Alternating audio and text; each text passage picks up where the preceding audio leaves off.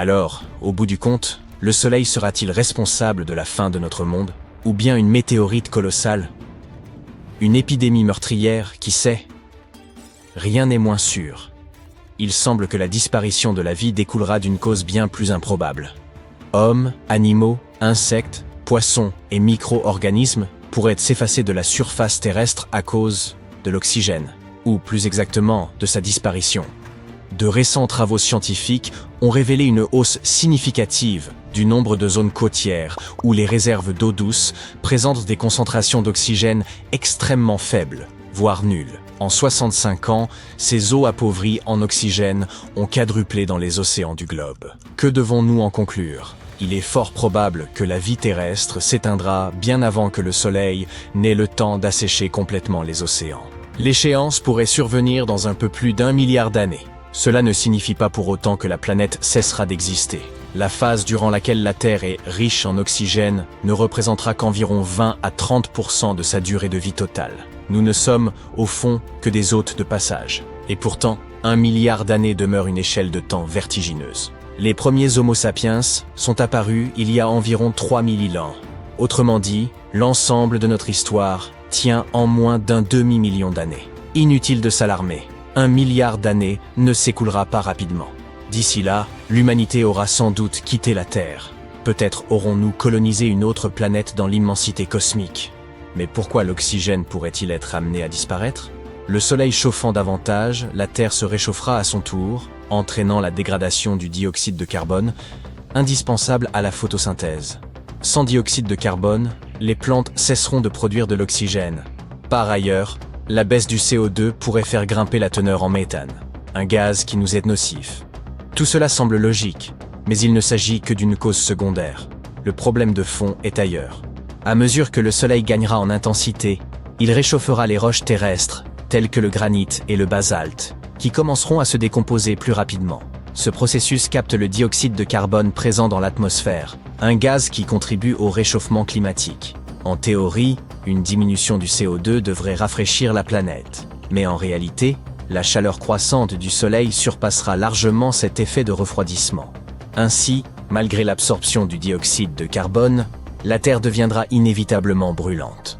Lorsque l'ensoleillement s'intensifie, il accélère, avec d'autres phénomènes naturels, l'altération du granit et du basalte.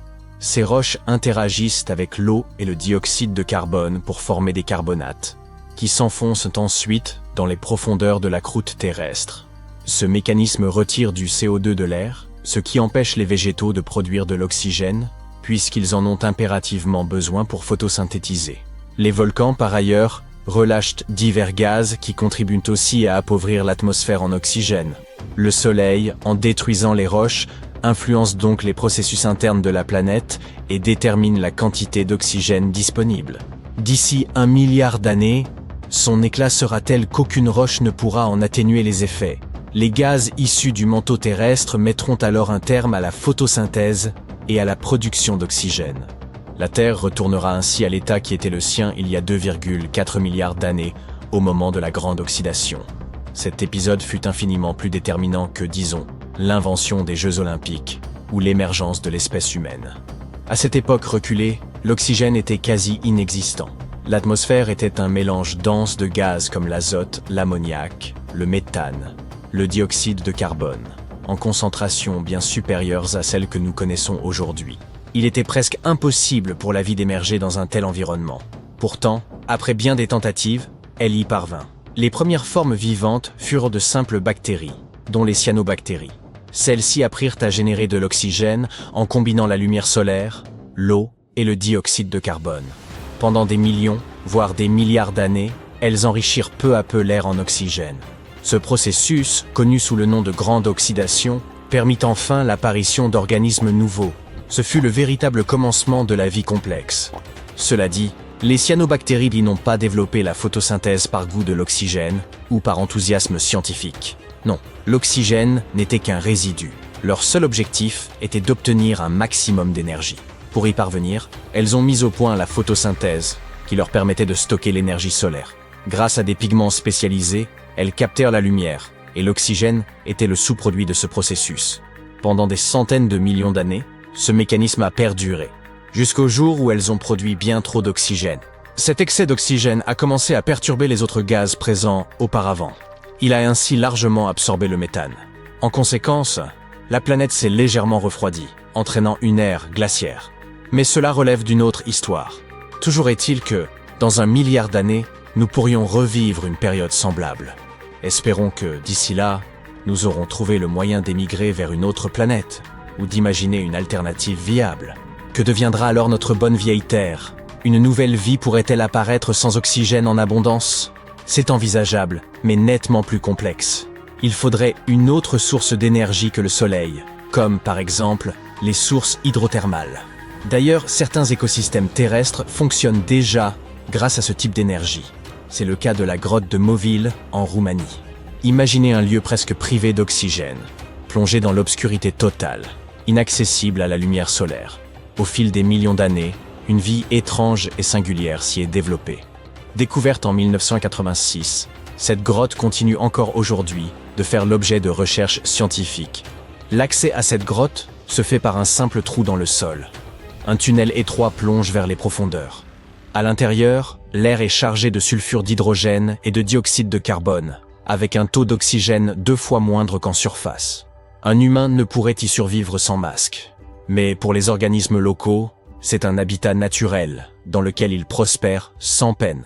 La grotte abrite plusieurs dizaines d'espèces, dont nombre sont endémiques. On y découvre d'étranges créatures, escargots et araignées blanchâtres, 1000 pattes aux longues antennes, crevettes translucides, et même des espèces de sangsues encore inconnues. Privés de lumière dans ces cavernes, ces organismes n'ont plus aucun besoin d'yeux. Aveugles, ils se repèrent grâce à de longues antennes sensibles, et à leurs pattes adaptées à la navigation spatiale. Par ailleurs dépourvus de pigments, ils sont tous blancs ou translucides. Mais alors, dans un environnement si pauvre en oxygène et dépourvu de photosynthèse, comment une telle biodiversité peut-elle subsister? La clé, ce sont des bactéries autotrophes très particulières. En absorbant le dioxyde de carbone, elles génèrent les nutriments nécessaires à leur survie. Elles nourrissent ensuite d'autres organismes qui deviennent eux-mêmes la proie d'espèces plus grandes. Ainsi s'est formée une chaîne alimentaire complète, assurant la subsistance de toute la communauté.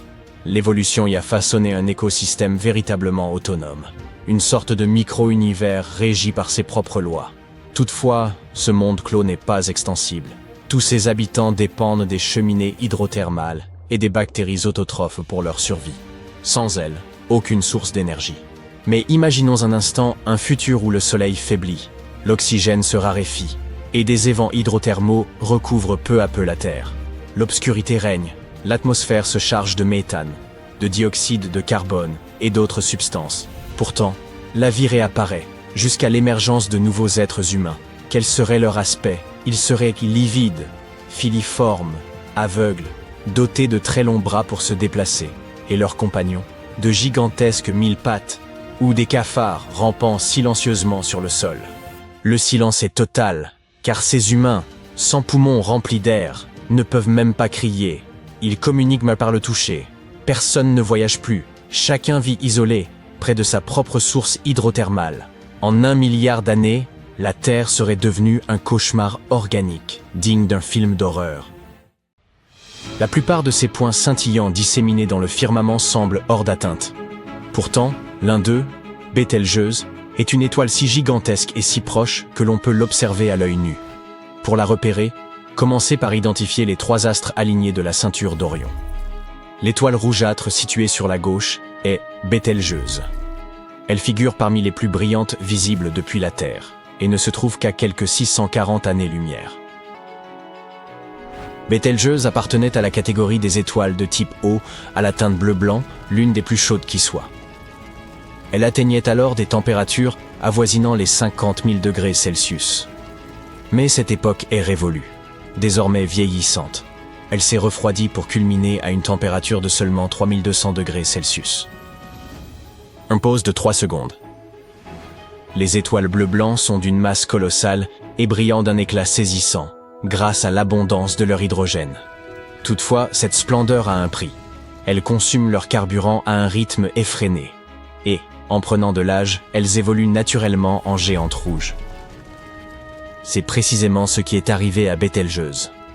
Ayant épuisé son hydrogène, elle a commencé à brûler de l'hélium. Cela a provoqué le gonflement spectaculaire de ses couches externes, à la manière d'un ballon, la transformant en supergéante rouge et la propulsant parmi les plus grandes étoiles recensées. Elle atteint à présent un diamètre de plus d'1,13 milliard de kilomètres. À ce stade, elle est environ 1000 fois plus volumineuse que notre Soleil.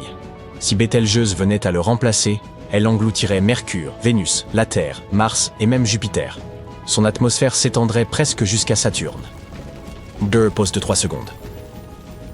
Un phénomène intrigant a récemment été observé. Bételgeuse s'est mise à tourner bien plus vite que ne le permettrait normalement sa taille. Les étoiles de cette envergure sont censées avoir une rotation lente. Pourtant, elle s'est brusquement mise à tourner à une vitesse d'environ 5 km par seconde. Grâce à de puissants radiotélescopes, la surface orangée de Bételgeuse a pu être observée avec une grande netteté. C'est ainsi que l'on a découvert ces variations de luminosité. Par moments, elle brille intensément, puis s'assombrit considérablement. Ce cycle se répète tous les 400 jours environ. Plus récemment, le télescope ALMA, un réseau d'antennes fonctionnant comme un instrument unique, a révélé que la surface de Bételgeuse se déplaçait de façon asymétrique. Une portion semble s'approcher de nous, tandis que l'autre s'en éloigne.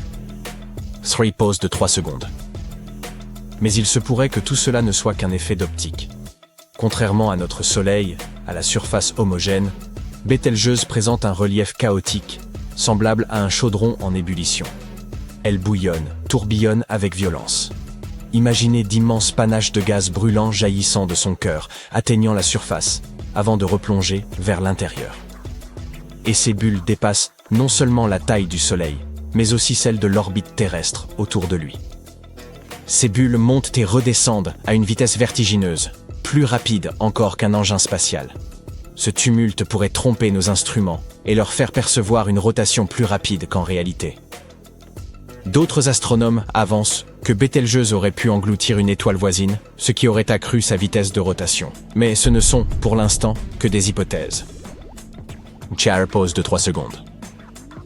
La situation s'est encore complexifiée lorsque Bételgeuse a de nouveau perdu en éclat, cette fois de manière inattendue. Ce qui est remarquable, c'est que la découverte fut faite grâce à un satellite météorologique. Les télescopes terrestres peinaient à l'observer en raison de l'atmosphère. Les chercheurs ont donc utilisé un satellite conçu pour surveiller le climat terrestre, mais capable aussi de capturer des images de l'espace. Comme nous l'avons évoqué, l'intensité lumineuse de Bételgeuse croît et décroît tous les 400 jours. Or, récemment, elle s'est subitement obscurcie dans une proportion 2,5 fois supérieure. Cet événement a été baptisé le Grand Assombrissement. D'après une première hypothèse, Bételgeuse aurait connu un refroidissement soudain, accompagné d'une expulsion massive de matière, formant un vaste nuage de poussière. Celui-ci aurait occulté la lumière de l'étoile, la rendant bien plus terne qu'à l'accoutumée. De surcroît, les chercheurs ont constaté un comportement inhabituel de cette poussière, ce qui pourrait trahir un dérèglement profond au sein même de l'astre. Le cycle de pulsation de Bételgeuse s'est lui aussi modifié. Il ne s'écoule désormais plus que 200 jours entre un pic de luminosité et son déclin. Et pour ajouter au mystère, au printemps 2023, l'étoile s'est mise à briller plus ardemment encore qu'à son zénith habituel. Pourquoi est-ce inquiétant ? Parce que cela pourrait être un signe précurseur du grand final de Bételgeuse. Et les conséquences pour la Terre ne seraient pas négligeables. Pause de 3 secondes. Nous pourrions être à l'orée d'une supernova. Lorsqu'une étoile massive comme Bételgeuse a consommé tout le carburant en son cœur, elle amorce la combustion de nouveaux éléments, tels que le carbone, l'oxygène ou le silicium. Ce processus conduit à la formation de fer en son noyau, et c'est à ce stade que tout bascule. La fusion du fer avec l'hélium ne libère pas d'énergie, contrairement à d'autres réactions, elle en absorbe. Cela provoque l'effondrement du cœur de l'étoile sur lui-même, un phénomène connu sous le nom de supernova à effondrement de cœur, un spectacle proprement renversant. Les supernovae dégagent une telle luminosité qu'elles peuvent surpasser l'éclat de galaxies entières. Mais celle de Bételgeuse serait exceptionnelle. Du fait de sa relative proximité avec notre planète, son éclat serait tel qu'on pourrait même la voir en plein jour. Lorsque cela se produira, Bételgeuse resplendira avec l'intensité d'une pleine lune, concentrée en un point minuscule. Pendant près de 2 mois, sa clarté sera si saisissante qu'il vous serait possible de lire un livre à la seule lumière de la supernova, même en l'absence totale d'éclairage urbain, à condition que le ciel soit dégagé. 6 pauses de 3 secondes. L'idée d'assister à l'explosion de Bételgeuse en supernova a de quoi faire frémir d'excitation. La dernière fois qu'un tel événement s'est produit dans notre galaxie, c'était à l'époque de Johannes Kepler, il y a plus de 400 ans. Cet épisode céleste, baptisé SN 1604 ou supernova de Kepler, a illuminé le ciel pendant plusieurs semaines. Cependant, ne vous laissez pas emporter trop vite par l'enthousiasme, nul ne sait précisément quand cela surviendra. Une étude suggère que l'étoile se trouve dans sa phase de combustion du carbone. Si nous approchons de la fin de cette étape, alors Bételgeuse pourrait exploser d'ici quelques décennies. Mais cette hypothèse reste extrêmement difficile à vérifier, car, durant cette phase terminale, l'étoile ne manifeste pratiquement aucun changement visible. Même si Bételgeuse est suffisamment proche pour que l'on puisse en observer la surface, il nous est impossible d'en sonder le cœur. Peut-être n'est-elle qu'au tout début de la combustion du carbone, auquel cas l'explosion tant attendue ne se produirait pas avant 1000 ans. D'après une autre étude, Bételgeuse ne disposerait plus que de 3 siècles de carburant dans son noyau. Les chercheurs rappellent qu'elle est sujette à des cycles réguliers d'expansion et de contraction, et que son rythme de pulsation laisse entrevoir qu'elle est bien plus massive qu'on ne le pensait. Cela indiquerait qu'elle est plus avancée dans son évolution, et donc plus proche de la fin. 5 pause de 3 secondes. D'autres conjectures proviennent de l'étude d'étoiles analogues. L'étoile Vessax Canis Majoris, par exemple, située dans notre propre galaxie, semble plus proche de l'explosion que Bételgeuse, et son éclat diminue régulièrement depuis 1 siècle, à l'inverse de la stabilité relative de Bételgeuse. Si cette dernière était sur le point d'exploser, elle deviendrait de moins en moins lumineuse à un rythme soutenu. Par ailleurs, certains textes anciens laissent entendre qu'il y a 2000 ans, Bételgeuse apparaissait jaune, et non rouge, aux yeux des observateurs. Si cela est avéré, alors nous pourrions être témoins des tout premiers instants de sa phase terminale. En somme, nul ne peut prédire si la supernova éclatera demain ou dans un millénaire. Il nous faut simplement patienter. Pause de 3 secondes. Mais supposons qu'elle explose dès demain. Quelles seraient alors les conséquences pour nous ? La supernova de 1987 dans le Grand Nuage de Magellan a démontré que les effets de ce genre d'événement pouvaient être perçus même à des distances vertigineuses. Ce nuage se trouve à près de 170 000 années-lumière, et pourtant nous avons pu capter son rayonnement. Il demeure difficile de définir avec précision ce que l'on appelle la zone de danger. Une estimation approximative la situerait à une centaine d'années-lumière. Fort heureusement, Bételgeuse se trouve bien au-delà. Elle ne représente donc aucune menace pour l'humanité. Nous pourrons donc admirer le spectacle grandiose de sa supernova sans en subir la moindre conséquence. Vivre sur notre belle planète peut sembler sans danger, mais seulement jusqu'à ce que vous commenciez à penser à tout ce qui vous guette au coin de la rue ou dans les vastes ténèbres du cosmos. Voyons ce qui pourrait conduire à la fin de la planète Terre. Chaque nouvelle menace potentielle est plus terrifiante que la précédente. Je vous aurais prévenu. Tout d'abord, parlons des hypercyclones. Cette catastrophe naturelle peut devenir vraiment extrême. Un hypercyclone est un ouragan théorique d'une puissance inégalée.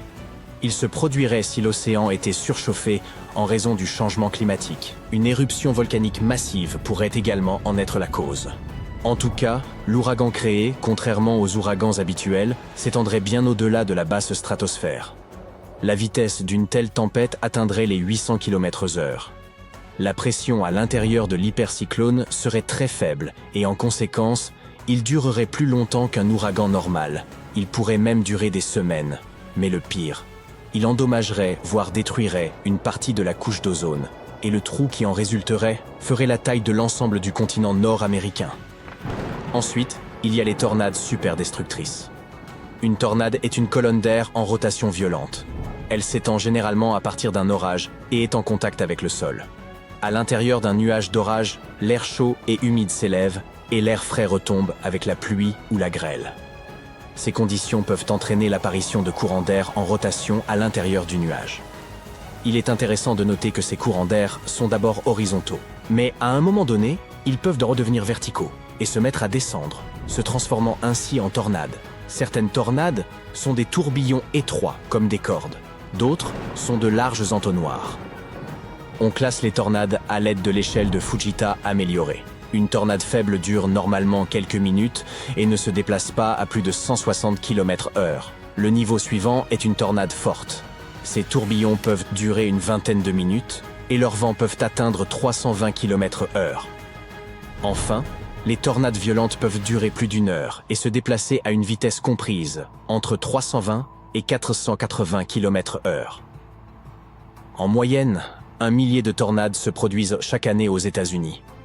Il existe même une région nommée Tornado Alley, une zone qui s'étend sur une dizaine d'États du Midwest. Mais les tornades peuvent survenir dans n'importe quel État. L'une des catastrophes naturelles les plus destructrices a été la tornade des 3 États aux États-Unis. Elle a duré un temps interminable et parcouru 354 km à travers le Missouri, l'Illinois et l'Indiana. La trajectoire moyenne d'une tornade ne dépasse généralement pas les 8 km. Mais que se passerait-il si un jour, une tornade bien plus grande et bien plus puissante que toutes celles que nous avons connues jusqu'à présent traversait des pays et des continents entiers? Elle dévasterait tout sur son passage. Et que dire des orages supercellulaires? C'est le type d'orage le moins courant, mais le plus dangereux. Il est susceptible de provoquer des phénomènes météorologiques violents, des vents destructeurs, de très gros grêlons et même de puissantes tornades. Ce qui rend les orages supercellulaires uniques, c'est la présence d'un courant ascendant profond et persistant appelé mésocyclone. Les orages supercellulaires peuvent durer des heures et causer des dégâts considérables. L'impact d'un astéroïde pourrait également mettre fin à toute forme de vie sur Terre. Si l'un de ces vagabonds de l'espace était suffisamment grand, il pourrait causer une dévastation généralisée, comme ce fut le cas avec l'astéroïde de 13 km de large apparu il y a 66 millions d'années. On dit qu'il a détruit les 3/4 des espèces végétales et animales de la planète, y compris les dinosaures. En fonction de la taille de l'astéroïde et de sa vitesse d'approche, l'impact pourrait provoquer des incendies de grande ampleur, des tsunamis, et créer un « hiver éternel ». Cela se produit lorsque les débris éjectés dans l'atmosphère bloquent la lumière du Soleil et perturbent le climat mondial. Heureusement, grâce à notre technologie, nous remarquerions probablement un astéroïde de cette taille s'approchant de notre planète bien avant la collision, et nous aurions suffisamment de temps pour nous en débarrasser. C'est peut-être notre propre Soleil qui mettra fin à notre monde. Notre étoile est une gigantesque boule de gaz en fusion en constante évolution. De temps à autre, elle crache des bouffées d'énergie, les éruptions solaires. Elles vont souvent de pair avec ce que l'on appelle les éjections de masse coronale. Il s'agit de bulles géantes de gaz ionisé qui peuvent atteindre des vitesses incroyables. Les éruptions volcaniques les plus puissantes font pâle figure face aux éruptions solaires, qui libèrent 10 millions de fois plus d'énergie. En quelques minutes, une éruption solaire peut émettre des milliards de tonnes de particules chargées. Les éruptions solaires sont également extrêmement chaudes, avec des températures atteignant plusieurs millions de degrés. Les astronomes pensent que ces explosions de rayonnement solaire se produisent lorsque le champ magnétique du Soleil se déforme dans certaines régions. À un moment donné, toute l'énergie refoulée est libérée. L'étoile émet de la lumière et des particules, principalement des électrons et des protons. La plupart des éruptions solaires durent quelques minutes, mais certaines durent des heures. Les scientifiques classent les éruptions solaires en fonction de leur luminosité en rayons X. Vous ne remarquerez probablement pas les plus petites éruptions si vous ne disposez pas d'un équipement spécial. Les éruptions solaires moyennes provoquent de brèves coupures de courant au pôle, mais rien de grave. Ce sont les éruptions de classe X qui devraient vous inquiéter. Elles provoquent les tempêtes solaires les plus fortes et les plus durables. Si vous pouviez voir les rayons gamma, vous verriez des éclairs d'une luminosité extrême. Ils se produisent tous les jours, éclipsent tout ce qui vous entoure, puis disparaissent à nouveau. On appelle ça des sursauts gamma. Un seul d'entre eux pourrait anéantir l'atmosphère terrestre. L'éclair qui pourrait détruire notre planète naîtrait très probablement dans une galaxie lointaine, lors de la fusion de 2 étoiles en train de s'effondrer. Il serait immensément puissant et super lumineux. Encore à 1000 années-lumière de la Terre, il brillerait déjà autant que le Soleil. L'atmosphère de notre planète tenterait de nous protéger, mais ce bouclier naturel serait vite détruit. Ce rayonnement serait si puissant qu'il brûlerait littéralement l'atmosphère. Ces oxydes d'azote détruiraient la couche d'ozone. Sans cette couche, les rayons ultraviolets provenant du Soleil frapperaient la surface de la Terre de plein fouet. Ils anéantiraient tout le minuscule plancton de l'océan. Or, ce plancton produit de 50 à 70% de tout l'oxygène de la planète. Leur disparition entraînerait donc une grave pénurie d'oxygène, ce qui conduirait à la disparition de la vie sur la planète. Enfin, la chaleur et la lumière ultraviolette provenant du Soleil transformeraient la planète en un énorme boule de roche. Et si nous tombions sur un trou noir errant? Vous savez peut-être qu'un trou noir est une région de l'espace où la gravité est si forte que même la lumière ne peut s'en échapper. Par chance, le trou noir le plus proche de nous se trouve à 1500 années-lumière. Du coup, nous ne nous en inquiétions pas vraiment, jusqu'à ce que nous apprenions l'existence des trous noirs errants. Là, les choses commencent à être vraiment effrayantes.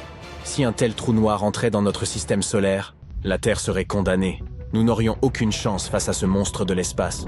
En 2020, 13 trous noirs errants ont été repérés non loin de notre planète. Mais pas très loin, en termes géospatiaux, signifie à environ 1 milliard d'années-lumière. Il nous reste donc un peu de temps. La possibilité d'une telle catastrophe est très, très faible. Un jour, une planète vagabonde pourrait pousser la Terre hors de la zone habitable et la placer sur une orbite extrême, plus éloignée du Soleil. Le climat de la planète commencerait alors à devenir de plus en plus froid. N'oubliez pas que plus notre planète est éloignée du Soleil, plus l'attraction gravitationnelle de l'étoile sur notre planète est faible. En fin de compte, notre belle Terre s'éloignerait trop de sa principale source de lumière et de chaleur.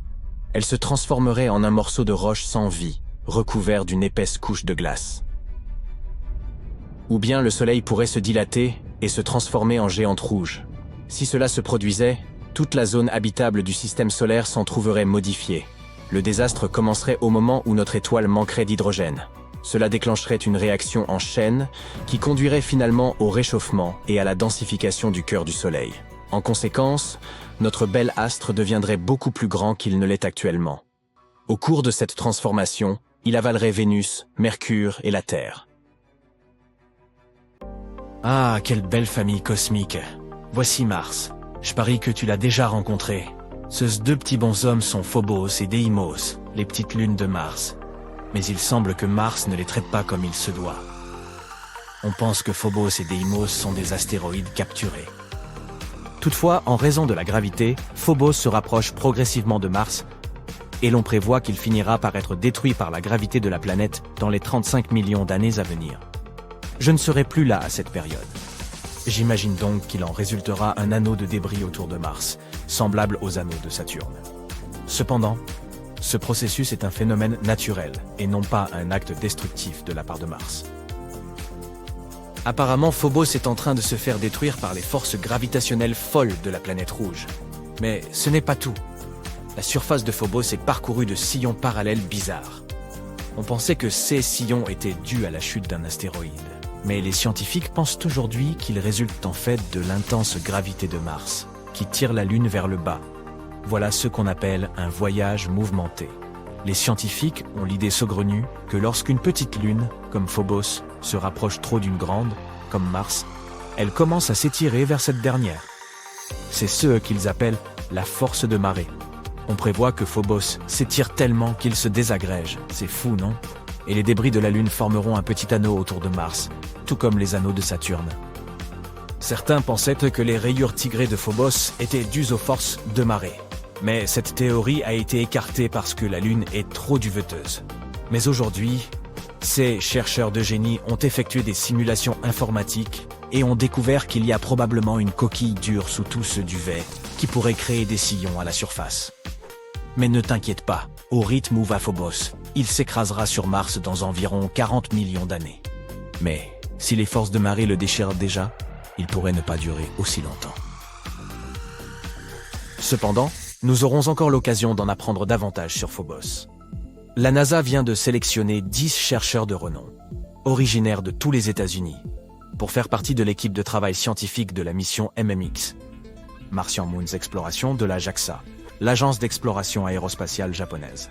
En tant que scientifiques participants soutenus par la NASA, ils aideront la JAXA à explorer les deux lunes martiennes, Phobos et Deimos. Ils prévoient même d'atterrir sur Phobos et de prélever un échantillon de sa surface. Le lancement de la mission est prévu pour 2024 et nous mettrons la main sur cet échantillon en 2029. 7 des heureux chercheurs utiliseront les instruments de volume MMX pour mener leurs recherches. Phobos est une véritable bizarrerie. Il ne mesure que 27 km de large et orbite autour de Mars à une distance de 6000 km. Pour être plus précis, c'est bien plus près que la Lune de la Terre, qui met 27 jours à tourner autour de nous. Mais Phobos est dans une spirale de mort vers Mars et tombe lentement vers la surface de la planète à une vitesse de 6 pieds tous les 100 ans. Mais il doit y avoir une raison pour que Mars agisse aussi méchamment, non? Et si c'était par simple vengeance? D'accord, imagine un peu.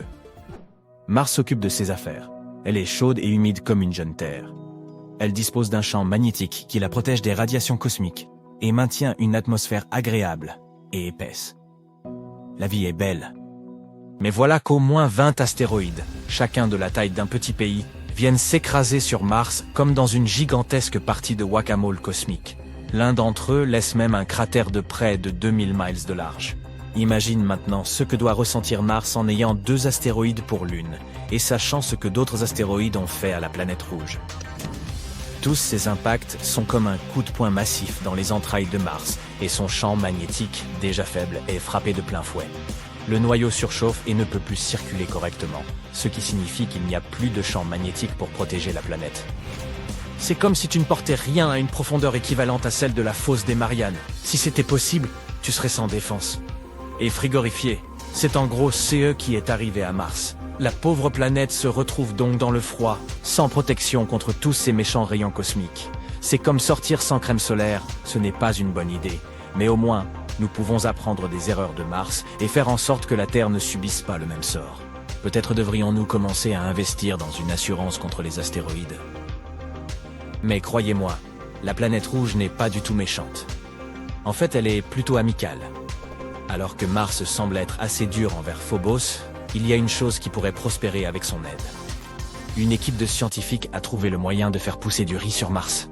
Oui, tu as bien entendu. Ils ont utilisé le MMS. Pas le moyen dépassé d'envoyer des photos, mais un sol spécial appelé Mojave Mars Simulant. Il est censé imiter le sol martien. Mais voilà le hic.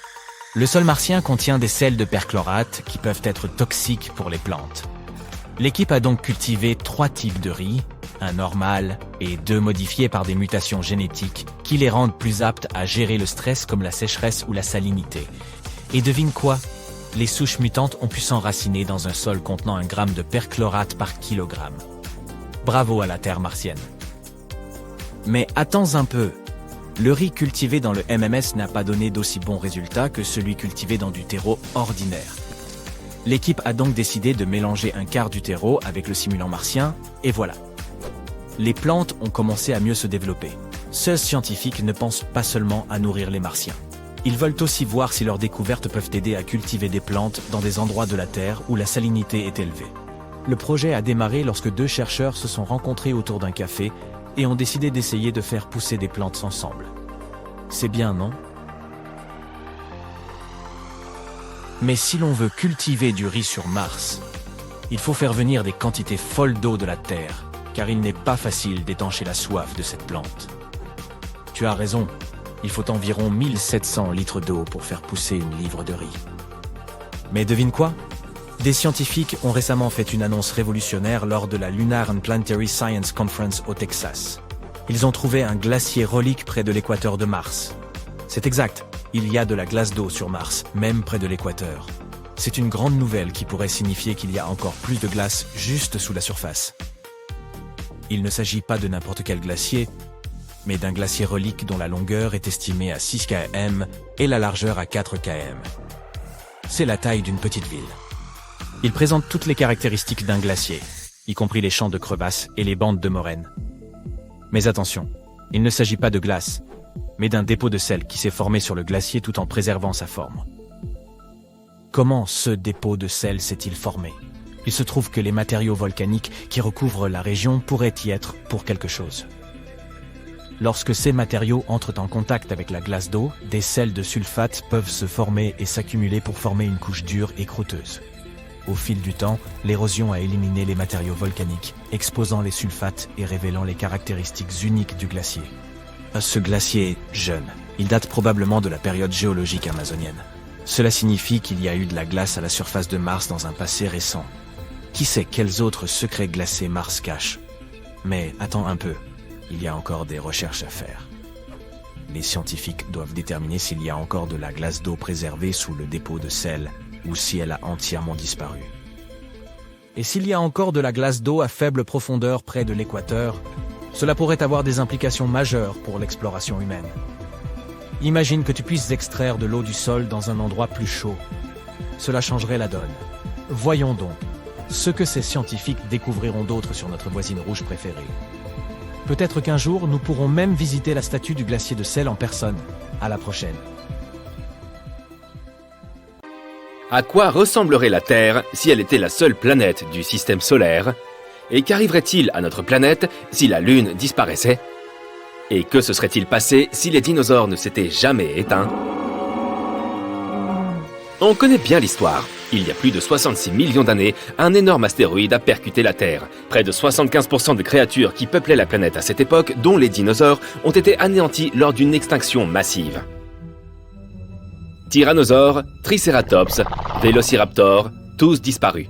Mais grâce à cela, c'est nous qui sommes en vie. Selon la science, l'espèce humaine s'est développée de manière plus sûre sans ces créatures gigantesques qui nous auraient pourchassés.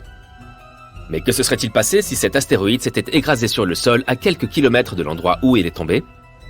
À quoi ressemblerait le monde aujourd'hui? Imagine que tu marches dans la rue vers ton supermarché local et que tu croises un T-Rex de la taille d'un camion. Est-ce que cela pourrait arriver dans un univers alternatif? En réalité, les dinosaures auraient dû survivre à bien plus d'un astéroïde pour vivre encore de nos jours. Il y a environ 55 millions d'années, les températures de la planète ont augmenté. Le climat est devenu plus chaud qu'aujourd'hui, de 8 degrés Celsius. Les forêts tropicales ont prospéré et la végétation était abondante. Dans ce scénario, les dinosaures herbivores auraient probablement prospéré. Mais ils auraient commencé à avoir une apparence un peu différente. Les plantes qui poussaient à cette époque n'étaient pas très riches en nutriments. Cela signifie que les dinosaures auraient probablement rétréci, n'ayant pas l'énergie nécessaire pour grandir jusqu'à leur taille maximale. Puis, il y a environ 34 millions d'années, l'Amérique du Sud et l'Antarctique se sont séparés, ce qui a entraîné un climat plus frais et plus sec. Pendant cette période, les dinosaures à longues pattes auraient été les seuls à survivre. À cette époque, les animaux devaient parcourir de longues distances pour chasser, car les saisons ont commencé à affecter la disponibilité de la nourriture et de l'eau. Par rapport aux mammifères de cette période, les dinosaures auraient eu des avantages considérables, comme un plus grand nombre de dents ou une meilleure vue. Quant aux mammifères, certains d'entre eux n'auraient probablement jamais évolué. Ils auraient d'abord été le petit déjeuner des dinosaures. Au fait, savais-tu que certains dinosaures vivent encore parmi nous aujourd'hui?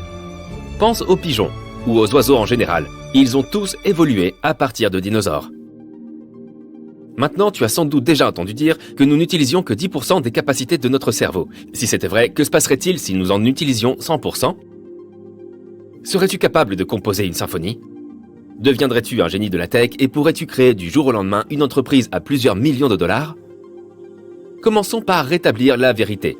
Non, nous n'utilisons pas que 10% des capacités de notre cerveau. Cette idée reçue a été fortement popularisée par les films, mais elle n'est pas exacte. La vérité est que la plus grande partie de ton cerveau est active à tout moment. Mais toutes les parties ne fonctionnent pas simultanément. Le pourcentage exact varie d'une personne à l'autre. Cela étant dit, les neurologues expliquent que tu ne voudrais pas utiliser 100% des capacités de ton cerveau en même temps. Ton corps n'aurait tout simplement pas assez d'énergie pour cela, ce qui signifie que tu aurais tout le temps faim. Imagine le nombre de calories que tu devrais consommer pour que cela fonctionne. Tu serais également limité par les besoins fondamentaux de ton corps. Respirer, digérer les aliments et faire circuler le sang. Si tu utilisais toutes les capacités de ton cerveau en permanence, tu serais tout le temps fatigué. Ce serait pire que de courir un marathon sans aucune préparation. Ton cerveau aurait besoin de tout le sang dont tu disposes, ce qui signifierait moins d'oxygène pour tes poumons. Plusieurs de tes organes commenceraient à s'éteindre un par un. En un mot, ce serait fatal pour ta santé. Au fait, certains chercheurs ont estimé que plus de 60% du cerveau est composé d'une substance que l'on appelle la matière noire neuronale. En d'autres termes, cette matière noire est constituée de neurones qui n'ont pas de fonction apparente ou qui ne répondent pas tout simplement aux stimuli courants. Les marathons font partie des plus grands exploits d'endurance au monde. Mais qu'arriverait-il à ton corps si tu décidais de courir un marathon sans aucun entraînement? Les statistiques sont accablantes. Près de 50% des participants abandonneraient la course avant de franchir la ligne d'arrivée. Un marathon ordinaire fait 42 km de long. Et si tu n'es pas habitué à l'activité physique, c'est un défi de taille. Tu serais probablement capable de courir le premier kilomètre sans problème grave, mais en respirant bruyamment et fortement par la bouche. Au 5e kilomètre, ta température corporelle monterait en flèche et tu aurais l'impression d'avoir une légère fièvre. Tu abandonnerais très probablement à ce stade. Mais si tu décidais de continuer, tu devrais tromper ton esprit et ton corps pour courir les 37 km supplémentaires. Au 32e kilomètre, tu atteindrais ce qu'on appelle le mur. Ton corps aurait brûlé toutes tes réserves de glucose et tu serais extrêmement fatigué. Même les coureurs expérimentés passent souvent par cette étape. À la fin du marathon, tu te promettrais de ne plus jamais faire ça. Tu quitterais la course avec au minimum quelques crampes et l'envie de dévorer le plus de nourriture possible. Maintenant, imagine ceci. La nuit est belle et claire. Il n'y a pas de nuages et tu peux voir deux des planètes les plus brillantes du ciel qui scintillent là-haut. Ce sont Mars et Vénus. As-tu déjà imaginé ce qui se passerait si la Terre était la seule planète du système solaire ? Si les autres planètes n'existaient pas, les choses seraient différentes pour notre Terre. Les planètes du système solaire travaillent de concert, se maintenant les unes les autres dans une certaine position grâce à leur force gravitationnelle. Maintenant, si Mercure ou Vénus cessaient d'exister, la Terre dériverait plus près du Soleil. Notre température atmosphérique deviendrait similaire à celle de la surface de Mercure, soit 430 degrés Celsius. Cela rendrait la vie sur Terre impossible. Mais si Jupiter ou Saturne disparaissaient, la Terre dériverait très probablement encore plus loin du Soleil, et sa température descendrait en dessous de moins 130 degrés Celsius. Si la vie parvenait à se maintenir dans de telles circonstances, elle serait probablement aquatique. La position de la Terre dans le système solaire n'affecte pas seulement toute forme de vie, mais elle dicte aussi les saisons, la longueur des journées et la durée d'une année. Et si, en plus des planètes, la Lune disparaissait, que se passerait-il si un beau jour notre satellite s'évaporait tout simplement ? Cela aurait des conséquences catastrophiques. La Lune a une grande influence sur les marées de la Terre. Dans un monde sans Lune, les marées diminueraient d'environ 75%. Cela affecterait grandement les crabes, les moules et les escargots de mer qui vivent dans les zones de marée. Cela perturberait donc le régime alimentaire des animaux plus gros. Finalement, cela affecterait des écosystèmes côtiers entiers. Le climat de la Terre changerait aussi. Les marées et les courants aident à mélanger l'eau froide de l'Arctique avec l'eau plus chaude des tropiques, stabilisant ainsi le climat dans le monde entier. Les prévisions météorologiques deviendraient presque impossibles. Et la différence de température entre les endroits les plus chauds et les plus froids de la Terre deviendrait extrême. L'absence de la Lune influencerait également l'inclinaison de la Terre. Actuellement, la Terre est inclinée sur son axe à un angle de 23,5 degrés, principalement à cause de la gravité de la Lune. Sans la Lune, l'axe de la Terre oscillerait entre 10 et 45 degrés. Les scientifiques pensent que même une légère différence dans l'inclinaison de la Terre pourrait provoquer d'énormes changements, comme une période glaciaire. En plus de cela, un ciel sans Lune bouleverserait la vie de nombreux animaux nocturnes. Les papillons de nuit ont évolué pour se diriger en utilisant la lumière de la Lune et des étoiles. Les bébés tortues utilisent la lumière de la Lune pour trouver leur chemin vers l'océan. Différents animaux comptent à la fois sur l'obscurité et sur une petite quantité de lumière lunaire pour chasser efficacement. Et maintenant, que dirais-tu de voyager dans le temps et d'imaginer ce qui se passerait si tu vivais en Égypte ancienne ? Cette civilisation a perduré plus de 3000 ans. On doit aux anciens Égyptiens la construction de certains des symboles les plus reconnus au monde. Les pyramides de Gizeh. Si tu avais vécu en Égypte ancienne, tu aurais été témoin d'une époque d'énormes percées scientifiques et mathématiques. Les anciens Égyptiens s'organisaient en structures sociales strictes. Tu aurais donc probablement dû t'intégrer dans l'une d'entre elles. Tu serais né ouvrier, fermier ou spécialiste, c'est-à-dire soldat, marin ou précepteur. Ou bien tu aurais fait partie de l'élite égyptienne. Si tu avais été fermier, tu aurais probablement vécu dans une maison faite de briques de terre. Tu aurais eu un four en pierre et tu aurais conservé tes aliments dans une fosse creusée dans le sol. Tu aurais passé tes journées à t'occuper de champs au bord du Nil, ou du bétail et des canards.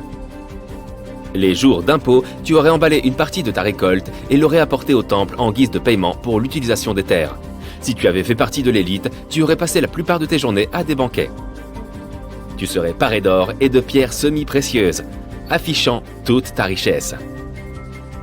Si tu avais vécu dans l'Égypte ancienne, tu aurais peut-être été l'un de ceux qui ont inventé la table. Et oui, Avant les Égyptiens, les tables n'existaient pas. Cette invention est apparue comme un moyen de garder la nourriture hors du sol.